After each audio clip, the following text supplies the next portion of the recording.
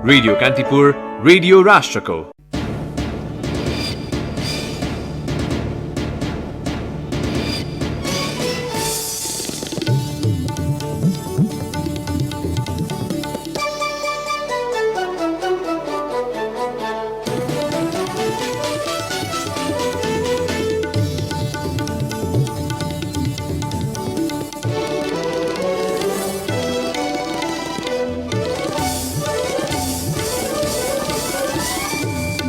COVID-19 virus विरुद्धको करिब 1,77,00,000 dose खोप ल्याउने प्रक्रिया अन्तिम चरणमा पुगेको सरकारको भनाई। खोप प्राप्त गरेको 7 दिनभित्र वितरण सुरु गर्ने स्वास्थ्य मन्त्री त्रिपाठीको प्रतिबद्धता।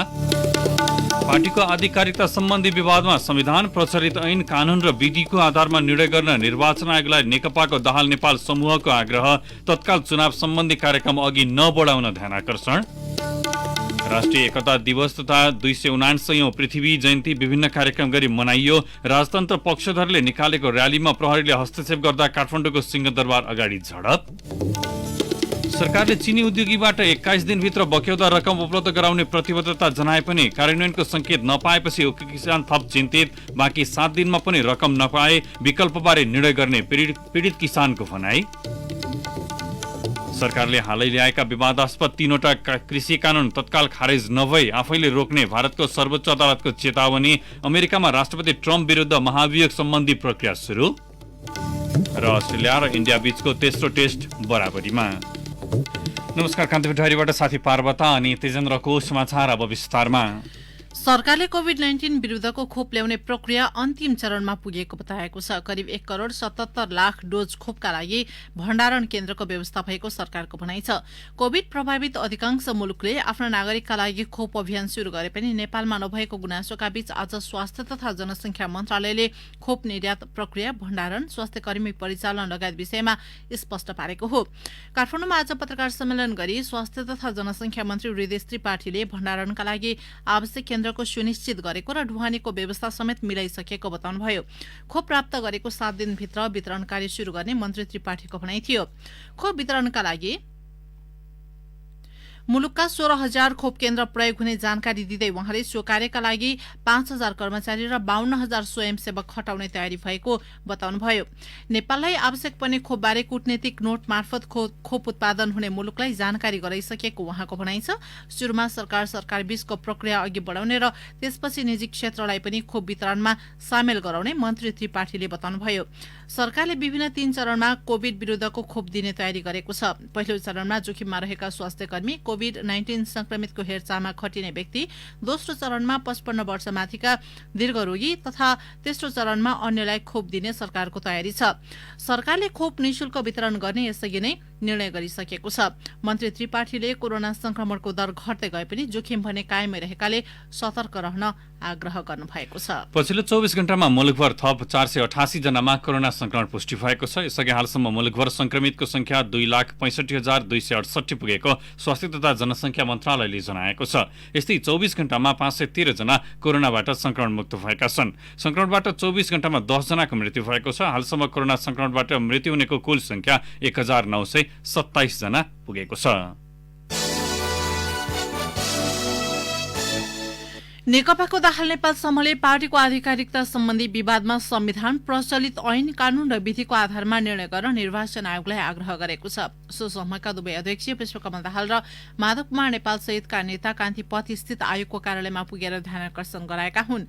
संविधान, राजनैतिक दल सम्बन्धी ऐन र विभाजन अघिको पार्टीको विधानमा भएको प्रावधानका आधारमा निर्णय गर्न आयोगलाई ध्यानाकर्षण गराएको नेता कृष्ण भक्त पोखरेलले जानकारी दिनुभयो। सो समूहले आयोगलाई 445 सदस्यीय केन्द्रीय कमिटिको 2/3 बहुमत आफूहरूसँग रहेको भन्दै संस्थापन पक्षलाई लेख्ने पत्रबारे विधिको ख्याल गर्न पनि आग्रह गरेको छ। यस्तै प्रतिनिधि सभा विघटन सम्बन्धी दर्जन बढी रिट सर्वोच्च अदालतमा विचाराधीन रहेकाले तत्काल निर्वाचन प्रक्रिया अघि नबढाउन पनि आयोगको ध्यानाकर्षण गराएको पोखरेलले बताउनुभयो। नेकपाका नाममा केपी ओली पक्षबाट आएका चिठी पत्र लगायतका डकुमेन्टको प्रतिलिपि आयोगको कार्यालयबाट लिएको उहाँको भनाइ छ। प्रमुख निर्वाचन आयुक्त दिनेश थपलियाले यसअघिका अभ्यास निर्वाचन ऐनमा भएको व्यवस्थाका आधारमा अघि बढ्ने बताउनुभयो। उहाँले दुवै पक्षबाट विवरण अद्यावधिकका लागि मात्र पत्र आएकाले पार्टीको आधिकारिकताको प्रक्रियामा प्रवेश नै नगरी प्रवेश नै गर्न नसकिएको जानकारी गराउनुभयो।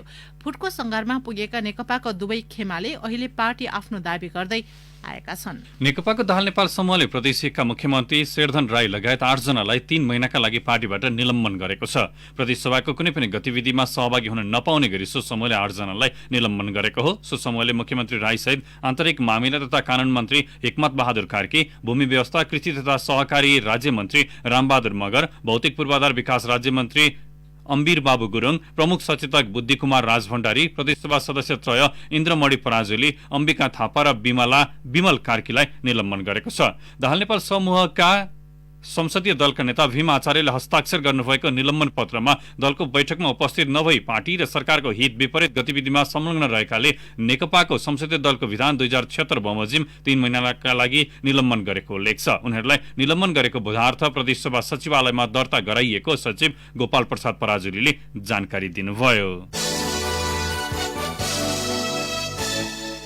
पुस 27 पृथ्वी जयन्ती मात्रै हो कि राष्ट्रिय एकता दिवस भन्ने बहस मुलुक गणतन्त्रमा गएसँगै पेचिलो बन्दै गएको छ। हिन्दुत्व र राजतन्त्रको वकालत गर्दै आएका राजनैतिक दलले पृथ्वीनारायण शाहको जयन्ती राष्ट्रिय एकताकै रूपमा मनाउन पर्ने माग गर्दै आएका छन्। अरूले उनले आधुनिक नेपाल एकीकरणको जग बसालेका कारण राष्ट्र निर्माताका रूपमा उनको सम्झना गर्नुपर्ने तर्क गर्छन्। तर के पृथ्वीनारायण शाहका बारेमा मुलुकभित्रै शक्तिबीच समान धारणा बन्नै नसक्ने हो त? विभिन्न राज्यहरूमा खण्डित क्षेत्रलाई एउटै मुलुकमा समाहित गराउने व्यक्तिकै योगदानका बारेमा किन हामी विभाजित? एक समीक्षात्मक सामग्री। पृथ्वीनारायण शाहले नेपाल एकीकरण गरेकी गोर्खा राज्यको विस्तार, उनी नेपाल मुलुकका राष्ट्रनायक हुन् कि बलजफ्ती शासन हत्याउने एक सनकी राजा? यस्ता प्रश्नको विवेचना एउटै कोण र सन्दर्भलाई आधार बनाएर गर्न सकिँदैन। झण्डै 300 वर्ष अघिको भू राजनीतिक अवस्थामा खण्ड खण्ड र ससाना राज्यमा बाँडिएका क्षेत्रलाई जितेरै एउटा विशाल राज्य निर्माण गर्ने सोच आफैमा पनि एउटा दृष्टता थियो। त्यसैले उनले त्यति बेलै भनेका थिए, यो राज्य दुई ढुङ्गा बीचको तरुल हो। उनको कूटनीतिक सुझबुझ र राष्ट्रपतिको प्रेम कति सपाट थियो भनिरहन पर्दैन। त्यसैले जब जब राष्ट्रियताको बारेमा नेपालमा बहस चल्छ तब तब पृथ्वीनारायण शाहको योगदानको पनि चर्चा हुने नै भयो। पृथ्वीनारायण शाह बिनाको वा उनलाई छुट्याएर गरिएको राष्ट्रियताको विवेचना एक पाखे हुन जान्छ, जसले जे तर्क गरे पनि उनकै योजनामा नेपालले भौगोलिक रूपमा अहिलेको आकार लिन पाएको हो। जसको दृष्टि उसकै सृष्टि भने झै पृथ्वीनारायण शाह र उनको योगदानलाई पनि आफ्नो ढंगबाट व्याख्या र विश्लेषण हुनु स्वाभाविक हो। महाकवि लक्ष्मीप्रसाद देवकोटाले आफ्नो निबन्ध के नेपाल सानो छ मा लेखेका छन्, जति भए पनि आफ्नो मातृभूमि जस्तो ठूलो चीज दुनियाँमा केही हुँदैन। हाम्रो हृदयको स्नेह सानो केन्द्रमा तीव्रता लिँदो रहेछ जस्तो घामको स्वभाव छ।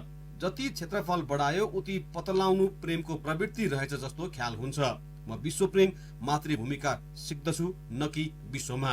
यस्तै सानो भइकन पनि विशाल नेपालको परिकल्पनाकार हुन् पृथ्वीनारायण शाह। तर हामीले सधैँ के गर्दै आयौं भने पृथ्वीनारायणका सन्ततिका गुण र योग्यताको क्षयीकरणलाई उनको योगदानसँग तुलना गर्यौं। पृथ्वीनारायणको जस्तो गुण उनका वंशजमा नहुनु भनेको पृथ्वीनारायणको दोष पक्कै होइन। एउटा भनाइ छ, तपाईँ इतिहाससँग विमति राख्न सक्नुहुन्छ तर त्यसलाई बदल्न सक्नुहुन्न। त्यसैले भनिएको हो, इतिहास मेटेर मेटिन्न। पृथ्वीनारायण शाहको हकमा पनि त्यही लागू हुने हो। शाहवंशीय कुनै एक राजा मन परेन भन्दैमा नेपाल एकीकरण वा गोर्खा राज्यको विस्तारक पृथ्वीनारायण नभइदिएका भए अहिले हामी सार्वभौम मुलुकको स्वतन्त्र नागरिक भनेर गर्व गर्ने अवस्थामा हुन्थ्यौं कि हुन्थेनौं विवेचना गर्न जरुरी छ। मुलुकको अर्थव्यवस्था, कूटनीति, सैन्य संरचना, प्रशासन लगायत सबैमा उनले व्यक्त गरेका विचारको सान्दर्भिकता अहिलेसम्म पनि उस्तै रहनुको अर्थ उनी सामान्य राजा मात्रै थिएनन् भन्नका लागि पर्याप्त छ। मेरा साना दुःखले आर्ज्याको मुलुक होइन यो, उनको यही भनाइमा पनि अभूतपूर्व राष्ट्रप्रेम झल्कन्छ, साथै राष्ट्र निर्माणमा योगदान पुर्याउनेको सम्झना। तर व्यवस्था परिवर्तन भएपछि सुरु भएको निषेधको राजनीतिले ती सबै योगदानलाई सम्झना गराउने भौतिक संरचनामाथि प्रहार हुनु र कतिको त अस्तित्व नै नामेट हुनु दुःखद हो। किनभने वर्तमान पनि कुनै दिन इतिहास हुन्छ र इतिहासको विवेचना आज भविष्य मानिएको भोलिको वर्तमानले गर्ने हो। इतिहासलाई शासकले आफू अनुकूल बङ्ग्याउन सक्लान् तर पुरै पुनर्लेखन गर्न सक्दैनन्। त्यसैले अहिले नै पृथ्वीनारायण शाहलाई देवत्वकरण र दानवीकरण गर्न छाडेर भविष्यलाई उनको योगदानको समीक्षा गर्ने अभिभार सुम्पिनु नै उचित हुन्छ। पृथ्वीनारायण शाहले भने चाहिँ प्रजा मोटा भया दरबार बलियो रहन्छ, न कि दरबार बलियो भएर प्रजा मोटा हुने हो। यति कुरालाई मनन मात्रै गर्न सकियो भने पनि राष्ट्रिय एकता दिवस र पृथ्वी जयन्तीको सान्दर्भिकताका बारेमा थप बहस गर्नै पर्दैन। भिडियो कान्तिपुरका लागि पवन आचार्य। पृथ्वी जयन्तीका अवसरमा राजतन्त्र पक्षधरहरूले निकालेको र्यालीमा प्रहरीले हस्तक्षेप गर्दा काठमाडौँको सिंहदरबार अगाडि झडप भएको छ।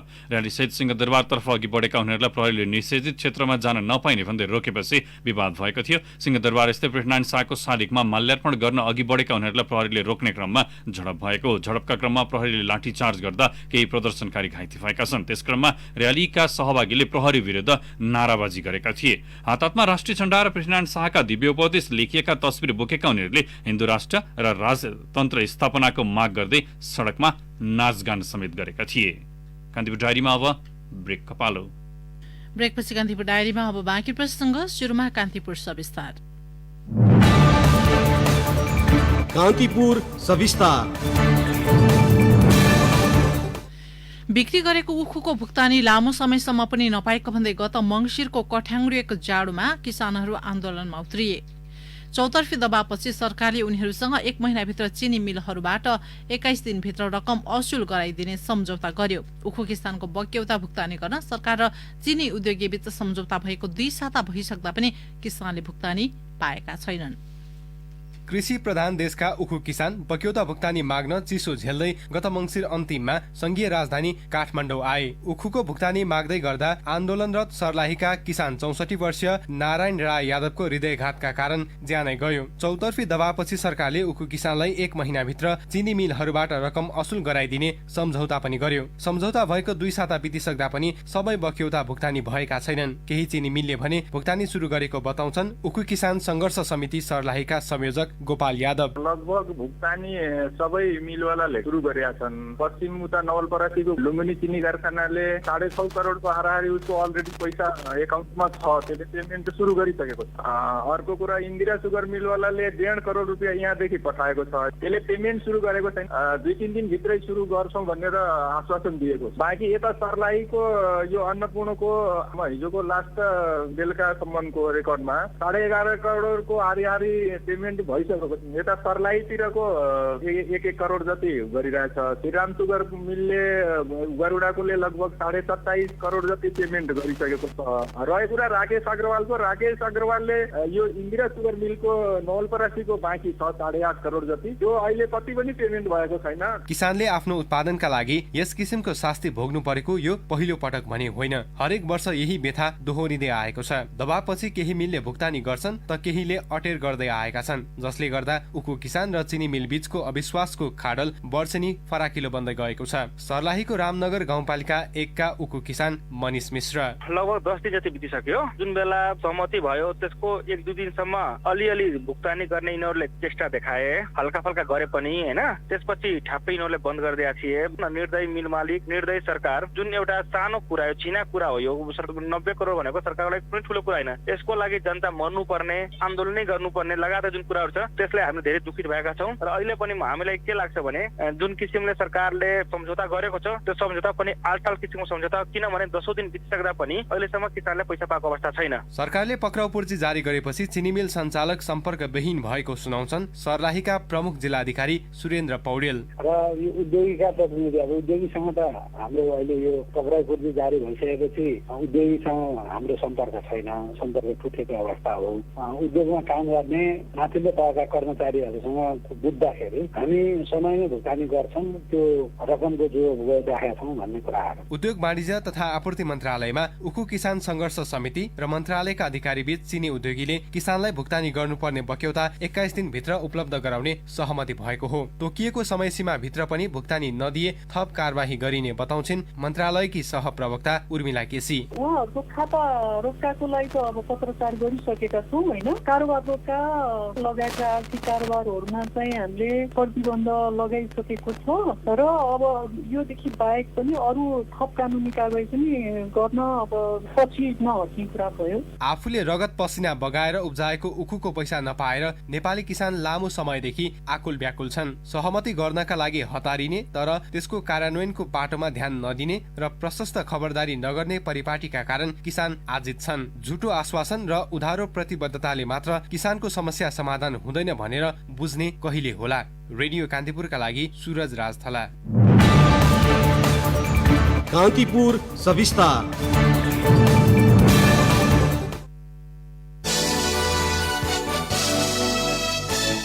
प्रतिसभा सदस्यहरूले कोरोना महामारीका कारण थलिएका विभिन्न क्षेत्रको पुनः उत्थानका लागि भन्दै विनियोजन गरेको 1 अर्ब रुपियाँको हिसाब किताब गण्डकी प्रदेश सरकारसँग मागेका छन्। चालु आर्थिक वर्षको बजेटमा सरकारले कोरोना भाइरसका कारण उथलपुथल भएको पर्यटन तथा उद्योग क्षेत्र उकास्ने र रोजगार गुमाएकालाई पुनःस्थापित गर्न भन्दै 1 अर्ब रुपियाँ छुट्याएको थियो। प्रतिसभाको आजको बैठकमा जरुरी सार्वजनिक महत्त्वको प्रस्तावमाथिको छलफलमा जनता समाजवादी पार्टीकी धनमाया लामा पोखरेलले कोरोनाबाट प्रभावितहरूको अवस्थामा सुधार नदेखेकाले विनियोजित रकमको दुरुपयोग भएको आशंका गर्नुभयो। सो प्रस्तावको प्रस्तावक समेत रहेकी पोखरेलले सरकारले समृद्ध प्रदेशको सपना देखाए पनि कार्यान्वयनमा चासो नदेखाएर जनतालाई घात गरेको टिप्पणी गर्नुभयो। जसपाकै हरिशरण आचार्यले सरकारले गण्डकीमा रहेका उद्योग कलकारखाना सञ्चालनको वातावरण निर्माण गरे अधिकांश कामदारको दैनिकी परिवर्तन हुने बताउँदै जनअपेक्षा अनुसार काम गर्न नसके सरकार विरुद्ध आन्दोलन गर्ने चेतावनी दिनुभयो। नेकपाका इन्द्रलाल सापकोटाले सरकारी स्रोत र साधनमा झण्डा फहर्याउँदै हिँड्ने काम मात्र सरकारबाट भएको दावी गर्नुभयो। विकास निर्माणका काम गरेका छौं भनेर पुल र कुलो हेरेर मात्र समृद्धि नआउने उहाँको भनाइ थियो। रूपन्देहीको तिलोत्तमा नगरपालिकामा निर्माणाधीन तिलोत्तमा चक्रपथ सहयोगको पर्खाइमा छ। संघीय सरकारले डीपीआर गरेको सो क्षेत्रकै ठूलो परियोजनाको रूपमा तिलोत्तमा चक्रपथको काम चलिरहेको छ। थप विवरण सहित रूपन्देही सहकर्मी सञ्जु पौडेल। नगरपालिकाको सबै भूभागभित्र पार्ने गरी तयार भएको डीपीआर अनुसार 52 किलोमिटर लम्बाइ रहेको सो सडकको निर्माण लागत 1 अर्ब 60 करोड अनुमान गरिएको छ।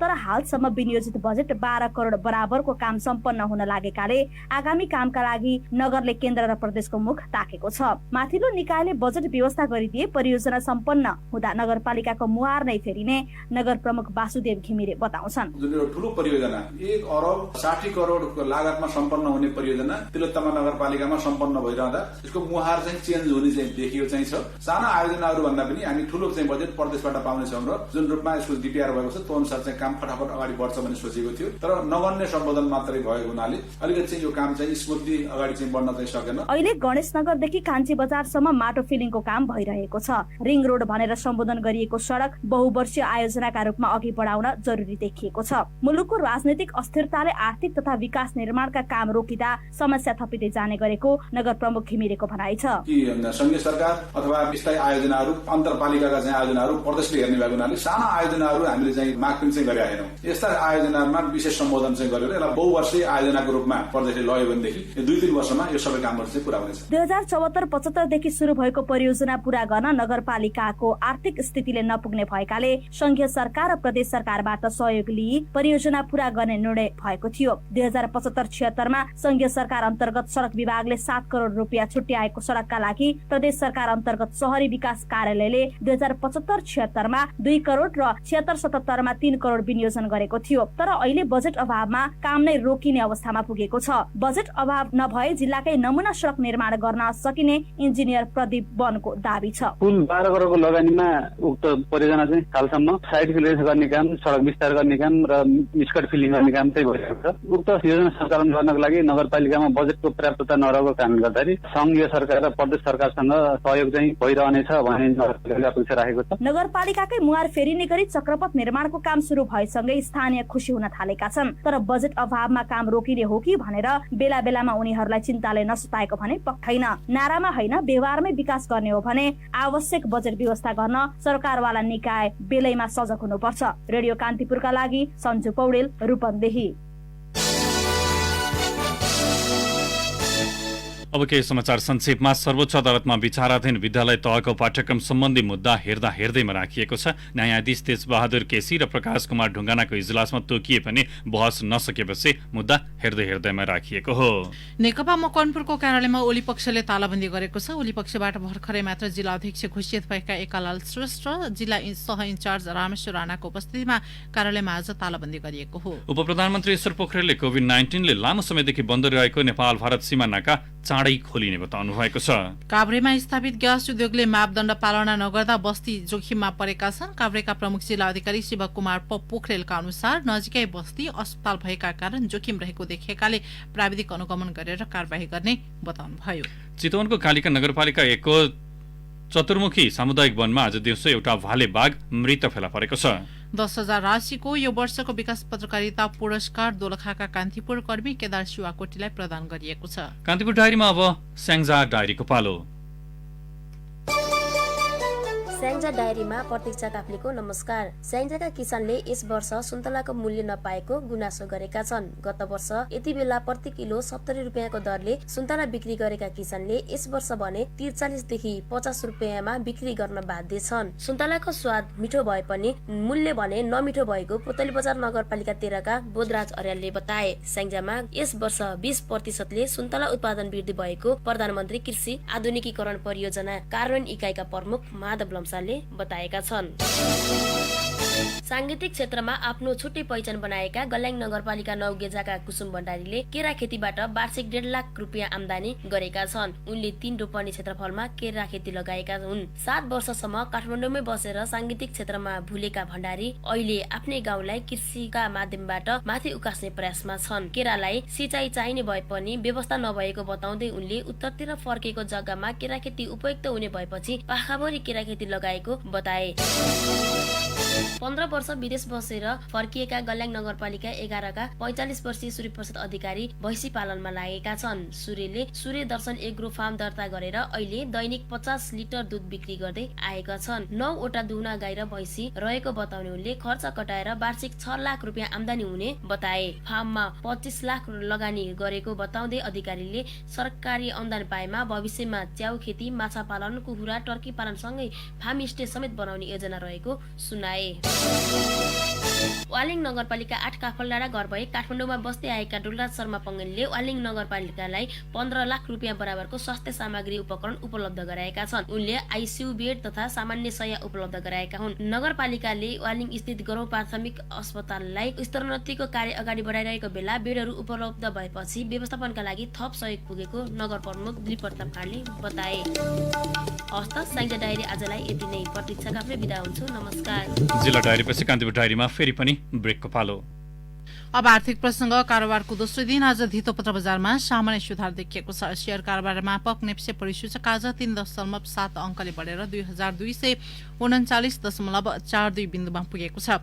नेप्सेमा सुधार देखिए पनि कारोबारकोमा भने अघिल्लो दिनको तुलनामा केही गिरावट आएको छ। नेप्सेमा आज कुल 208 कम्पनीका 48,053 कारोबारबाट 1,36,60,783 किता शेयर किनबेच भई, जस अन्तर्गत 5,52,48,00,000 रुपियाँ बराबरको कारोबार भएको नेपाल स्टक एक्सचेन्जले जनाएको छ। नेप्सेमा आज कारोबार भएका 12 मध्ये 8 कम्पनी समूहको उपसूचक उकालो लागेको छ। अब अन्तर्राष्ट्रिय समाचार। भारतको सर्वोच्च अदालतले विवादास्पद 3वटा कृषि कानून तत्काल खारेज गर्न सरकारलाई निर्देशन दिँदै अन्यथा आफैले रोक्ने चेतावनी दिएको छ। नरेन्द्र मोदी नेतृत्वको सरकारलाई आन्दोलनरत किसानसँग राम्रो व्यवहार गर्न र परिस्थिति बिग्रदै गएका कारण गम्भीर बन्न पनि सुझाएको छ। नयाँ कृषि कानूनका विरुद्ध परेको रिटको सुनवाईका क्रममा प्रधान न्यायाधीश एसए बोब्डेले सरकार र किसानका प्रतिनिधि बीच भइरहेको वार्ताबारे जानकारी गराउन निर्देशन दिँदै मुद्दा किनारा नलागेसम्म कानून कार्यान्वयनमा नल्याउन भन्नुभएको हो। साथै अदालतले किसान आन्दोलनप्रति सरकारले देखाएको व्यवहारप्रति असन्तुष्टि प्रकट गरेको छ। परिस्थिति थप बिग्रिए त्यसको जिम्मेवार सरकार र न्यायालय हुने बताउँदै उहाँले भन्नुभयो, हामी कोही पनि घाइते नहोस् र हाम्रो हातमा रगत नलागोस् भन्ने चाहन्छौं। बोब्डेले सरकारले कानून स्थगित गरे आन्दोलन समेत फिर्ता लिने किसानलाई आग्रह गर्नुभयो। साथै अदालतले सरकारलाई एउटा समिति बनाउन र त्यसको रिपोर्टका आधारमा अघि बढ्न पनि सुझाएको छ। अमेरिकाको प्रतिनिधि सभाकी सभामुख न्यान्सी पेलोसीले राष्ट्रपति डोनाल्ड ट्रम्पमाथि महाभियोगको प्रक्रिया अगाडि बढाउनु भएको छ। राष्ट्रपति ट्रम्पको उक्साहटमा गत साता क्यापिटल बिल्डिङमा दंगा भड्किए लगतै संवैधानिक अधिकार प्रयोग गरी कार्यवाही गर्न उपराष्ट्रपति माइक पेन्सलाई पेलोसीले आग्रह गर्नुभएको थियो। स्थानीय समयअनुसार सोमबार पेलोसी नेतृत्वको टोलीले संविधानमा 25औं संशोधनका लागि उपराष्ट्रपति र मन्त्री परिषदका अधिकारीहरू समक्ष मतदानको तयारी गरेको छ। सत्ता हस्तान्तरण गर्नुअघि राष्ट्रपति ट्रम्पले प्रजातन्त्रमाथि नै धावा बोलेका कारण तत्काल कार्यवाही प्रक्रिया अगाडि बढाउनु पर्ने पेलोसीको भनाइ छ। नवनिर्वाचित राष्ट्रपति बाइडेनले जनवरी 20 मा पदभार सम्हाल्नुहुनेछ। गत साता भएको प्रदर्शनका क्रममा दंगा भड्किँदा 5 जनाको मृत्यु भएको थियो भने 80 बढीलाई प्रहरीले नियन्त्रणमा लिएको थियो। अब खेल समाचार। 15औं सफल पोखरा अन्तर्राष्ट्रिय म्याराथन आगामी फागुन 1 गते हुने भएको छ। भूतपूर्व खेलाडी मञ्च नेपालको आयोजनामा हुने म्याराथन सञ्चालनका लागि 19 वटा उपसमिति गठन गरिएका छन्। मञ्चले आज पोखरामा पत्रकार सम्मेलन गर्दै पहिलो पटक महिला खेलाडीका लागि हाफ म्याराथन आयोजना गरिएको जानकारी गराएको हो। पुरुषतर्फको म्याराथनको उपाधि विजेताले 2 लाख रुपियाँ प्राप्त गर्नेछन्। यसैगरी द्वितीय हुनेले 1 लाख, तृतीयलाई 75,000 र सान्त्वना पुरस्कार 25,000 रुपियाँ प्रदान गरिनेछ। हाफ म्याराथनतर्फ प्रथम हुनेलाई 1 लाख, द्वितीयलाई 75,000, तृतीयलाई 50,000 र सान्त्वना स्वरूप 15,000 रुपियाँ प्रदान गरिने पत्रकार सम्मेलनमा जानकारी गराइएको थियो। अस्ट्रेलिया र इन्डिया बीचको तेस्रो टेस्ट क्रिकेट बराबरीमा सकिएको छ। 407 रनको लक्ष्य पछ्याएको इन्डियाले 5औं तथा अन्तिम दिन 5 विकेट गुमाएर 334 रन मात्र बनाएपछि टेस्ट बराबरीमा सकिएको हो। कमजोर सुरुवात गरे पनि ऋषभ पन्त र चेतेश्वर पुजाराले चौथो विकेटका लागि 148 रनको साझेदारी गरेपछि इन्डियाको इनिङ्स सम्हालिएको थियो। पन्त 97 र पुजारा 77 रनमा आउट भए। रविचन्द्रन अश्विन 39 र हनुमान विहारी 23 रनमा नट आउट हुँदा रोहित शर्माले 52 रन जोडे। पहिलो इनिङ्समा इन्डियाले 244 रन बनाएको थियो। पहिलो इनिङ्समा 338 रन बनाएको अस्ट्रेलियाले दोस्रो इनिङ्समा नै 6 विकेटको क्षतिमा 312 रनमा डिक्लेयर गरेको थियो। चौथो तथा निर्णायक टेस्ट शुक्रबार ब्रिस्बेनमा शुरू हुनेछ। घरेलु खेलकुदको एउटा प्रसङ्गमा तनहुमा भएको रेसिङ म्याराथन प्रतियोगिताको उपाधि नेपाल आर्मीले जितेको छ। निर्धारित दूरी 2 घण्टा 51 मिनेट 26 सेकेन्डमा पार गर्दै पुरुषतर्फको उपाधि आर्मीका राजन रुकायाले जितेका हुन्। उनले नगद 65,000 रुपियाँ प्राप्त गरे। मात्र 24 सेकेन्डले पछि परेका आर्मीकै नवराज साउथ दोस्रो हुँदा सोलुखुम्बुका सुमन कुलुङले तेस्रो स्थान हात पारेका थिए। साउथले 40 र कुलुङले 25,000 रुपियाँ प्राप्त गरेका छन्। हवस् त, कान्तिपुर डायरी अहिले यहाँ सकिन्छ। पर्वता र तेजेन्द्र बिदा हुन्छौँ। नमस्कार।